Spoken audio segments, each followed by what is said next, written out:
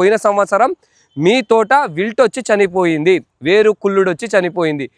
ఆ వేరు కుళ్ళుడితోటి పోయిన సంవత్సరం చనిపోయినటువంటి తోట కూడా మీరు ఈ మిశ్రమాన్ని కనుక మీ దుక్కిలో వేసుకున్నట్లయితే ఖచ్చితంగా చెప్తున్నాను, ఈ సంవత్సరం మీకు విల్ట్ సమస్య అనేది మీ దరిదాపుల్లోకి రాదు. అదేవిధంగా మీకు భూమి యొక్క కర్బన శాతం పెరుగుతుంది, pH లెవెల్స్ కంట్రోల్ అవుతాయి. రైతు మహాసోదరులకు వందనాలండి. మీరు చూస్తూ ఉన్నారు మారుతి రైతు నేస్తం. నేను మీ హుసేన్ నాయక్. అందరికీ ముందస్తుగా తొలి ఏకాదశి శుభాకాంక్షలండి. సో ఈరోజు మనము ఈ తొలి ఏకాదశి నాడు ముఖ్యంగా మన తోట దుక్కుల గురించి మనం మాట్లాడుకుందాము. తోట ప్రజెంట్ ఈరోజు డేట్ కనుక చూసుకున్నట్లయితే 25వ తారీఖు 7వ నెల 2026. చాలా వరకు కూడా మనకు ఏపీ ఏరియాలో చూసుకున్నట్లయితే ఇప్పుడు ప్రజెంట్ తోటలందరూ కూడా పెడతా ఉన్నారు చాలామంది. ఇంకా చాలామంది కూడా కొంతమంది ఒక 30% పెట్టేశారు. బట్ తెలంగాణ ఏరియాలో ఇప్పుడే మనకు నార్లు 15-16 రోజుల దశకి 20 రోజుల దశకి నార్లు అయితే ఉన్నాయి. ఇప్పటికీ ఎగ్జాక్ట్గా పెట్టి ఒక 10-15 రోజులు మిరప విత్తనాలు విత్తుకొని ఒక 10-15 రోజులు అయితే ఎక్కువగా అవుతూ ఉన్నాయి. సో ఇప్పుడు ఏంటంటే మనము తోట దుక్కిని జాగ్రత్తగా చేసుకోవాలి. సో తోట వేసుకునే దానికంటే ముందు తోట దుక్కిని రెడీ చేసుకోవడం అనేది చాలా వరకు కూడా ముఖ్యం.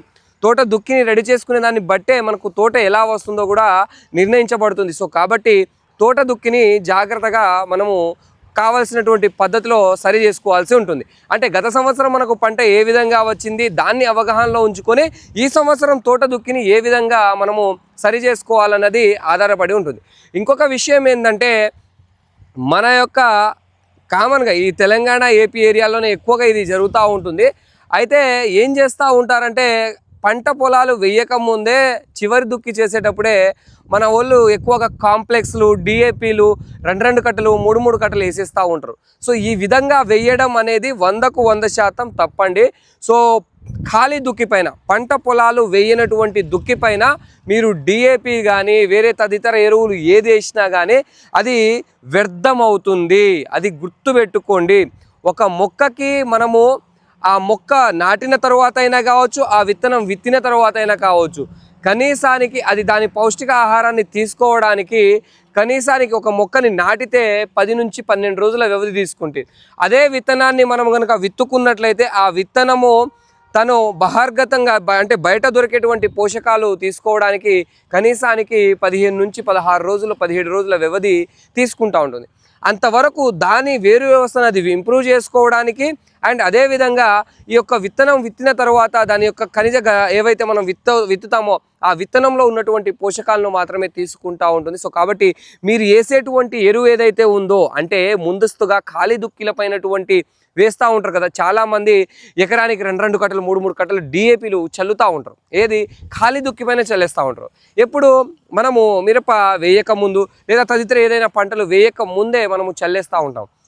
అలా చల్లడం అనేది నాకు తెలిసినంత వరకు కూడా చాలా వరకు కూడా వ్యర్థం అవుతూ ఉంటుంది.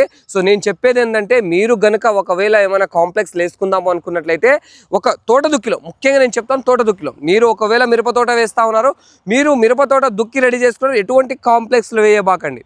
సో కర్బనాన్ని పెంచేటువంటి కొన్ని పదార్థాలను అదేవిధంగా మంచి సూక్ష్మజీవుల్ని పెంచేటువంటి కొన్ని రకాలని మనము వాడుకోవచ్చు, అది మీకు చెప్తాను. కానీ ఇక్కడ ఏంటంటే మన వాళ్ళు ఏంటంటే డిఏపి కానీ 20 కానీ ముందస్తు కానీ 2 బస్తాలు 3 బస్తాలు ఎకరాకు గాను వేసేస్తూ ఉన్నారు. అది తప్పండి. ఆ విధంగా మనం చూసుకున్నట్లయితే ఎరువు నష్టపోవడమో అదేవిధంగా భూమి సారాన్ని తగ్గించుకోవడం తప్ప అంతకుమించి మనం చేసేది ఏం లేదు.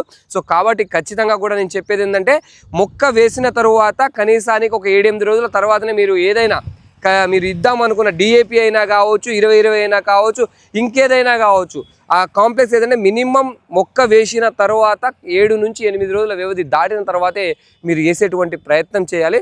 ఇది గుర్తుంచుకోండి.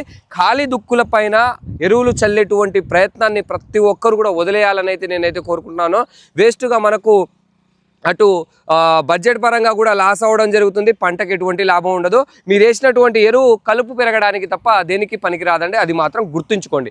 మీరు వేసినటువంటి ముందస్తుగా వేసేటువంటి ఎరువు కలుపు పెరగడానికి దానికి బలంగా మారడానికి తప్ప మొక్కకు బలంగా అయితే మారదు, అది గుర్తుపెట్టుకోండి. వేస్ట్గా ఎకరానికి 2 కట్టలు 3 కట్టలు డిఏపి చల్లబాకండి.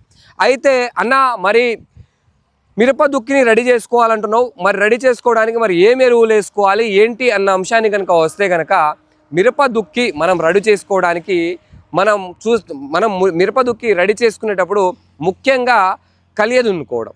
ఏదైతే మనము దుక్కిని రెడీ చేస్తూ ఉన్నామో మనము ఒక మిరప నారు పెడదాము అనుకున్న దానికంటే ఒక ఎగ్జాక్ట్గా 30 రోజుల కాల వ్యవధి ముందు నుంచే మనము దుక్కిని రెడీ చేసుకోవాలి. ఎందుకన్నా 30 రోజుల కాల వ్యవధి ముందు నుంచే రెడీ చేసుకోవాలంటే ఫస్ట్ భూమిలో ఉన్నటువంటి వేడి అండ్ ఏదైతే బ్యాడ్ బ్యాక్టీరియా ఉందో అది సావాలంటే ఖచ్చితంగా కూడా ఫస్ట్ ఆఫ్ ఆల్ భూమిని దున్నాల్సి ఉంటుంది. సో మనకి ఏదైతే పై పొర ఏదైతే కింద ఉన్నటువంటి పొరను మళ్ళీ పైకి తేవడం వల్ల ఆరిపోయి మనకు ఏమైనా బ్యాడ్ బ్యాక్టీరియా ఉన్నా చనిపోవడం జరుగుతుంది. దానికోసం అని చెప్పేసి మనము మ్యాక్సిమం కూడా మనం దుక్కిల్ని దున్నుతాం. అదేవిధంగా చూసుకున్నట్లయితే లోపల ఉన్నటువంటి వేడి కూడా బయటికి రావాలి. అండ్ అదేవిధంగా మనకు పడుతున్నటువంటి వర్షం ఏదైతే ఉందో ఆ వర్షం కూడా మంచిగా నేలలో ఇంకాలి అన్న ఉద్దేశంతో మనము నేలని దున్నుతూ ఉంటాము ఒక నెల రోజుల ముందు నుంచే. సో అయితే ఇక్కడ చూసుకున్నట్లయితే నెల రోజుల ముందు నుంచి ఇంకొక విధంగా మనం నెల రోజుల ముందు ఎందుకు దున్నాలంటే ఇంకొక విషయం ఏంటంటే చాలామంది ఈ యొక్క పచ్చి రొట్టె ఎరువు కోసం మనము ఈ యొక్క జిలుగు కానీ పెసర కానీ ఇలాంటివి వేసుకుంటూ ఉంటాము. వీటిని మనము నెల రోజుల ముందులోనే అంటే కనీసానికి 20 నుంచి నెల రోజుల వ్యవధి ముందే మనము దున్నుకోవాలి. ఎందుకు దున్నుకోవాలంటే మనము ఏదైతే మనము పచ్చి రొట్టె ఎరువు కింద వేసుకున్నామో ఆ పచ్చి రొట్టె లోపల మొత్తం కూడా కుళ్ళిపోవాలి. అది కుళ్ళిపోవాలంటే దానికి కొంత సమయం కావాలి. మీరు ఒక వారం రోజుల ముందే మొత్తం కూడా కలిపేసి దాన్ని ఇబ్బంది పెట్టి అంటే మనం మొత్తం కూడా ఒక 1 వీక్ బిఫోరే మనము అప్పటికప్పుడు దున్నేసి అది మొత్తం కుళ్ళిపోవాలంటే కుళ్ళిపోలేదు కదా. సో కాబట్టి ఒక కనీసానికి 20 రోజుల నుంచి 30 రోజుల ముందుగానే మనము కలియదున్నుకున్నట్లయితే ఏదైతే మనం పచ్చి రొట్టె వేస్తామో ఆ పచ్చి రొట్టె అనేది మనకు బ్రహ్మాండంగా నేలలో కలిసిపోయేటువంటి అవకాశం ఉంటుంది. కర్బనంగా మారడానికి మనకు ఆస్కారంగా ఉంటుంది ఈ 20 రోజుల నుంచి 30 రోజుల వ్యవధిలో. సో కాబట్టి ఖచ్చితంగా కూడా 30 రోజుల వ్యవధి నుంచి 20 నుంచి 30 రోజుల వ్యవధి ముందే మీరు ఖచ్చితంగా పచ్చి రొట్టె వేసుకున్నట్లయితే ఖచ్చితంగా 20 నుంచి 30 రోజుల వ్యవధి ముందే ఖచ్చితంగా కలియదున్నుకోండి. అది కర్బనంగా మారడానికి దానికి సమయం పడుతుంది. అది కుళ్ళిపోయి కర్బనంగా మారాలంటే దానికి కొద్దిగా సమయం ఇవ్వాలి. కాబట్టి ఇలా ముందస్తుగా మనము 20 నుంచి 30 రోజుల ముందు దుక్కి చేసుకుంటూ ఉంటాం. అయితే మిరప దుక్కి చేసుకునేటప్పుడు కనీసానికి మనము ముందస్తుగా ఒక 3 నుంచి 4 సార్లు, సరే 2 నుంచి 3 సార్లు, కొంతమంది 2 సార్లు చేస్తారు, కొంతమంది 3 సార్లు చేస్తారు. మేమైతే కనీసం 3 సార్లు కలియదున్నుకుంటామండి. సో ఇప్పుడు మనం ఆల్రెడీ జిలుగు వేయక ముందు ఒకసారి కలియదున్నుకున్నాను. ఇప్పుడు జిలుగు వేసి ఆ జిలుగుని మళ్ళీ మొన్న రీసెంట్లీ దాన్ని లోపల మొత్తం కలిపి రూటవేటర్ వేసి దున్నేసుకోవడం జరిగింది. నేను మళ్ళీ 2వ సారి చేసుకున్నాను. మళ్ళీ ఒకసారి 3వ సారి చేసేసి 3వ సారి కూడా మళ్ళీ ఎగ్జాక్ట్గా మనకు పంట వేయడానికి ఇంకొక 10 రోజుల వ్యవధి ఉన్నప్పుడు ఇంకొకసారి మళ్ళీ కూడా క్లీన్గా సాలిర్వాలు చేసేసి మళ్ళీ ఎర్రగా కనబడేలా చేస్తాం. ఇప్పుడు మళ్ళీ దీని మీద కొద్దిపాటి కలుపు మొలుస్తుంది. ఆ కలుపంతా మళ్ళీ కూడా ఇంకొకసారి మనం సాలిర్వాలు వేసేసరికి మొత్తం కూడా మళ్ళీ ఎర్రగా మారుతుంది. ఎప్పుడు మనము నారు వేయడానికి ఒక 10 రోజుల వ్యవధి ఉంది అన్న సమయంలో ఆ విధంగా దున్నుకోవాలి. మళ్ళీ ఇక రూటవేటర్ మనం అంచు తీపించుకుంటాము, ఇక రేపెల్లుండి అంచు తీపించుకోవాలి, అన్ని విధాలు చేసుకోవాలన్నప్పుడు మళ్ళీ ఒకసారి సాలిర్వాలు వేసుకొని అంచు వేయించుకోవడం జరుగుతుంది. సో మొత్తానికి మాత్రం నేను 2 నుంచి 3-4 సార్లు ఖచ్చితంగా కలియదున్నుకుంటాను. ఎందుకంటే గనక మనకు భూమిలో ఉన్నటువంటి వేడి పోవాలి, బ్యాడ్ బ్యాక్టీరియా పోవాలి అన్న ఉద్దేశంతో ఈ విధంగా మనమైతే చేస్తూ ఉంటామండి. అయితే అన్న మీరు ఖాళీ దుక్కిలో డిఏపి లాంటిది 20-20 లాంటిది వేయొద్దని చెప్పారు. మరి ఏం వేసుకుంటే బాగుంటుంది? సో ఈ యొక్క ఖాళీ దుక్కిలో ఏం వేసుకుంటే బాగుంటుంది అన్న అంశం కనుక వస్తే మీరు ఖాళీ దుక్కిలో ఈ యొక్క డిఏపి కానీ సింగిల్ సల్ఫేట్ ఫాస్ఫేట్ కానీ లేకపోతే 20-20-0-13 కానీ ఇలాంటివి వేసుకునే దానికంటే మనము కర్బనాన్ని పెంచేటువంటి కొన్ని పదార్థాలను వేసుకోవడం చాలా వరకు కూడా ఉత్తమం. అదేవిధంగా బ్యాడ్ బ్యాక్టీరియాని చంపి మనకు మేలు చేసేటువంటి మన యొక్క మిత్ర సూక్ష్మజీవులు ఏవైతే ఉన్నాయో వాటిని పెంపొందించేటువంటి ఎరువుల్ని మనం వేసుకున్నట్లయితే బాగుంటుంది. అయితే మీరు వేసుకుందాము అనుకున్నట్లయితే ఏదైతే వీళ్ళు జిలుగు కానీ పెసర కానీ వేసుకునే వాళ్ళు ఎవరైనా ఉన్నట్లయితే వీళ్ళు కలియదున్నుకునేటప్పుడు మీరు వేసుకుందామంటే ఎస్ఎస్పి వేసుకోండి. సింగిల్ సూపర్ ఫాస్ఫేట్ అనేది మీరు వేసుకుందామంటే ఎకరానికి 1 నుంచి 2 కట్టల వరకు ఖచ్చితంగా కూడా వేసుకోండి. ఎందుకు వేసుకుంటామంటే ఇది ఒక ఎరువుగా కాదు మనం అందించేది.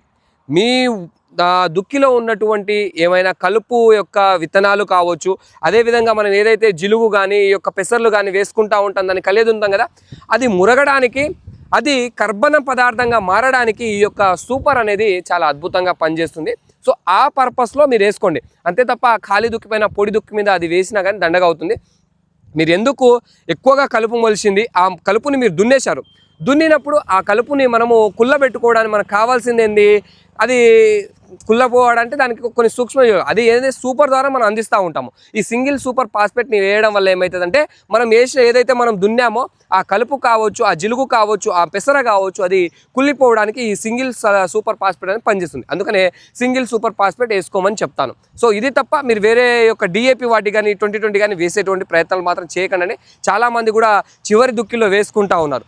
చివరి దుక్కిలో మీరు వేసుకుందాం అనుకున్నాను, నేను చెప్పేటువంటి ఈ కాంబినేషన్ని వాడండి మీరు. సో మనకు కావాల్సింది ఏంది, బ్యాడ్ బ్యాక్టీరియా చనిపోవాలి, మన మిత్ర సూక్ష్మజీవులు పెరగాలి. రెండోది ఏంది, భూమి యొక్క కర్బనం అనేది పెరగాలి, సారం అనేది పెరగాలి. దీనికి కానీ నేను మీకు చెప్తాను, మనకు సహజంగా దొరికేదే ఎరువుల పేడ ఉంటుంది కదా, మనకు పశువుల ఎరువుల పేడలు ఉంటాయి కదా, ఆ ఎరువుల పేడ మీరు ఒక ఎకరానికి గాను సుమారు ఒక 40 నుంచి 50 కేజీల వరకు తీసుకురండి. చల్లడానికి వీలుగా ఉండేది పొడి పొడిగా తీసుకొని మంచిగా కూడా విడి చేసుకొని ఒక 45 నుంచి 50 కేజీలు ఎకరానికి గాను ఒక 45 నుంచి 50 కేజీల వరకు తెచ్చుకోండి. దానిలో ఒక 2 నుంచి 3 లేదా 4 కిలోల బెల్లం తీసుకోండి. ఏది మనకు తెల్ల బెల్లం కావచ్చు, నల్ల బెల్లం కావచ్చు, మీకు ఏది దొరికితే ఆ బెల్లం తీసుకోండి. ఆ బెల్లంతో పాటు కొద్దిగా శనగపిండి తీసుకోండి. ఆ శనగపిండిని కూడా మీరు దీంట్లో కలుపుకునేటువంటి ప్రయత్నం చేయండి. మీకు చెప్పినటువంటి ఈ యొక్క 50 కేజీల ఎరువు, అదేవిధంగా ఒక 3 నుంచి 4 కిలోల బెల్లము, అదేవిధంగా శనగపిండి 1 కేజీ చొప్పున వేసుకొని దీనిలో ట్రైకోడర్మా, సూడోమోనాస్, ట్రైకోడర్మా ఒక 3 నుంచి 4 కిలోలు, సూడోమోనాస్ ఒక 3 నుంచి 4 కిలోలు. సో దాంతోపాటు ఈ యొక్క మైకోరైజల్ బ్యాక్టీరియాస్ అంతా మనకు కామన్గా దొరుకుతుంది, ఈ వ్యామ్ అంటూ ఉంటాము. సో ఈ వ్యామ్ అనేది మనకు ఎలా అంటే ఒక 125 గ్రామ్ నుంచి 250 గ్రామ్స్ ఈ రేంజ్లో మనకైతే దొరుకుతూ ఉంటుంది.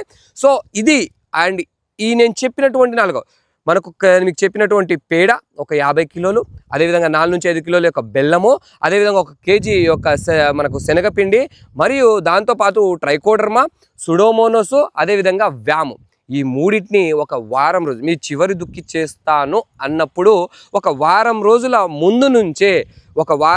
ముందు నుంచే దీన్ని మీరు దగ్గర పాటు ఏదైనా నీడలో, అంటే మీ పొలంలోనే ఒక చెట్టు ఉంటే ఆ చెట్టు యొక్క నీడలో లేదా మీ ఇంటి దగ్గర దీన్ని మంచిగా కలిపేసుకొని, ఇవన్నిటి మిశ్రమాన్ని కలిపేసుకొని తడి పొడిగా ఉంటుంది చూసారా, అంటే ఒక విత్తనం వేస్తే మొలకెత్తే విధంగా ఆ తడి పొడిని మీరు ఎప్పటికీ మెయింటైన్ చేసుకోండి. ఈ 1 వీక్ మెయింటైన్ చేసుకోండి. 1 వీక్ మెయింటైన్ చేసుకుని ఆ మిశ్రమాన్ని మీరు గనక మీ దుక్కిలో చల్లుకున్నట్లయితే, గత సంవత్సరం మీ తోట విల్టుతోటి చనిపోయిందనుకోండి, ఒకవేళ పోయిన సంవత్సరం మీ తోట విల్టొచ్చి చనిపోయింది, వేరు కుళ్ళుడొచ్చి చనిపోయింది, ఆ వేరు కుళ్ళుడితోటి పోయిన సంవత్సరం చనిపోయినటువంటి తోట కూడా మీరు ఈ మిశ్రమాన్ని కనుక మీ దుక్కిలో వేసుకున్నట్లయితే ఖచ్చితంగా చెప్తున్నాను, ఈ సంవత్సరం మీకు విల్టు సమస్య అనేది మీ దరిదాపుల్లోకి రాదు. అదేవిధంగా మీకు భూమి యొక్క కర్బన శాతం పెరుగుతుంది, pH లెవెల్స్ కంట్రోల్ అవుతాయి. అదేవిధంగా చూసుకున్నట్లయితే భూసారం పెరుగుతుంది, మనకు మొక్క పుష్టిగా రావడానికి, అదేవిధంగా మనకు భూమిలో ఉన్నటువంటి బ్యాడ్ బ్యాక్టీరియా ఏదైతే ఉందో ఆ బ్యాడ్ బ్యాక్టీరియా అంతా కూడా చనిపోయి మంచి సూక్ష్మజీవుల యొక్క సంఖ్య పెరిగి మనకు మొక్క త్వరగా ఏపుగా రావడానికి, అదేవిధంగా ఆ మొక్కకు మనం ఏదైతే మొక్క నాటుతామో ఆ మొక్క వేరు వ్యవస్థకు కావలసినటువంటి పోషకాలు అందించడానికి చాలా బ్రహ్మాండంగా దోహదపడుతుంది. సో కాబట్టి నేను చెప్పినటువంటి ఈ కాంబినేషన్స్ వాడుకోండి. మీరు మీ యొక్క ఖాళీ దుక్కిలో వేసుకుందాం అంటే నేను చెప్పిన ఈ కాంప్లెక్స్ని వాడండి తప్ప మీరు ఏదైతే చెప్పారో ఆ యొక్క డిఏపి కానీ, ఈ సింగిల్ సూపర్ ఫాస్ఫేట్ కానీ, లేకపోతే తదితర 20-20-0-13 కానీ 2 కట్టలు 3 పోర్టలు పోసి డబ్బులు వృధా చేసుకోబాకండి. నేను చెప్పినటువంటి మిశ్రమం మీకు ₹1 ఖర్చు లేకుండా ఉంటుంది. ₹1000 సుమారుగా ఖర్చు పెట్టుకున్నట్లయితే ఒక ఎకరానికి మీరు వేసుకోవాల్సినటువంటి కర్బనంతో పాటు మీకు ఒక బండెడు పేడ వేసినంత విలువ ఉంటుంది, కావాల్సినంత పోషకాలు దొరుకుతాయి, అదేవిధంగా కావాల్సినంత మంచి సూక్ష్మజీవులు మీ యొక్క నేలలో అభివృద్ధి చెందుతుంది, అదేవిధంగా కర్బన శాతాన్ని పెంచినట్టు అవుతారు, మీ భూసారాన్ని పెంచుకున్నట్టు అవుతారు. కాబట్టి ఈ మిశ్రమాల్ని వాడుకునేటువంటి ప్రయత్నం అయితే చేయండి. సో వీడియో అయితే మీకు నచ్చింది అనుకుంటాను. నచ్చినట్లయితే ఖచ్చితంగా ఒక లైక్ ఇచ్చుకోండి, మీ తోటలకు షేర్ చేయండి. కొత్తగా చూస్తున్నటువంటి రైతు మహాశయులు ఎవరైనా ఉన్నట్లయితే ఖచ్చితంగా మన మారుతి రైతు నేస్తం ఛానల్ని సబ్స్క్రైబ్ చేసుకోండి. ఎందుకంటే మన ఛానల్లో మిరప సాగులో కావచ్చు, పత్తి సాగులో కావచ్చు, వరి సాగులో కావచ్చు, కావలసినటువంటి యాజమాన్య పద్ధతులను మీకు క్లుప్తంగా వివరించడం అయితే జరుగుతూ ఉంటుంది.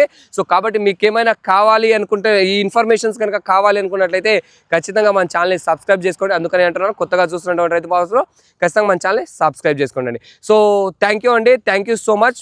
మళ్ళొక వీడియోలో మంచి ఇన్ఫర్మేషన్ తోటి మీ ముందుకు వస్తాను. ఖచ్చితంగా చెప్తున్నాను, ఖాళీ దుక్కిల్లో మాత్రం డిఏపీలు వేసుకునేటువంటి అలవాటుని మాత్రం దూరం చేసుకోండి. వేసుకోవడం వల్ల అయితే మాత్రం ఎటువంటి ప్రయోజనం ఉండదు. మీరు మీ కలుపు మొక్కలను పెంచుకోవడానికి మాత్రమే వేసుకున్నట్లు అవుతుందండి.